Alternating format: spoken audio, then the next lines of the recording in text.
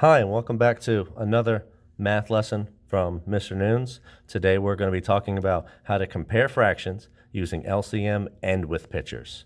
So if we're looking at the fraction 5/7 and 3/4, we're first going to draw our pictures to see if we can find the answer. It's very important that both objects start out the same size. So we need this one to be 5/7, and this fraction bar will show 3/4.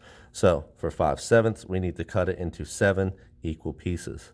1, 2, 3, 4, 5, 6, and 7. For 3/4, we need 4 pieces. Now we need to color them in. We need 5/7, so there's 7 pieces, and we need to get 5.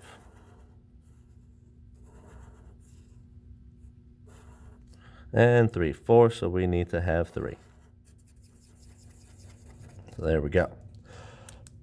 And here's why we need to sometimes solve questions in 2 ways. When we draw this picture, even though the pieces are pretty even and pretty fair, 5/7 stops here and 3/4 stops here. So they're really close. That's when we're going to need to solve this question also using LCM, because it's hard to decide from our picture who is actually greater. So we need to get our fractions again. 5/7 being compared to 3/4. When the bottom numbers are not the same, we need to use our LCM, which means skip counting by the bottom numbers by 7 and 4. To do that, we're going to use a multiplication chart. We need our 7s. We're going to try to get our first 5 7s written down. So 7, 14, 21, 28, and 35. 7, 14, 21, 28, and 35. That gets us to times 5. Then we need our 4s. So 4s on our chart. Just taking those 4s from our multiplication chart and writing them down.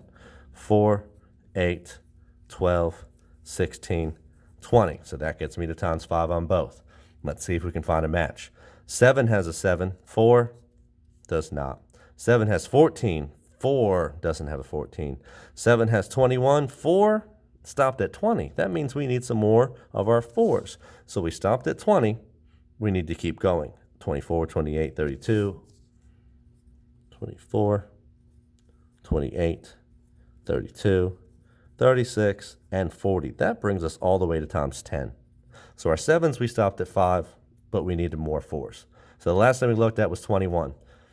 21, nope, no 21. Next is a 28. Does 4 have a 28? Oh, there it is. Found it. That is our LCM. That equals 28. We need our LCM because it is going to become our new denominator. So we're going to get some new fractions. And right now we know one thing about our new fractions, that the bottom number has to be 28, because our LCM becomes our new bottom number. Now that we got that bottom number, we got to look at our old fractions to find out how did it change. How did 7 get all the way to 28? 7 times 1 times 2 times 3 times 4. 7 times 4 is what we need. So we multiply the bottom number by 4. When you multiply the bottom number by 4, you got to multiply the top number by 4. 7 times 4 gave you the 28 down here. So 5 times 4 gives you 20 on top.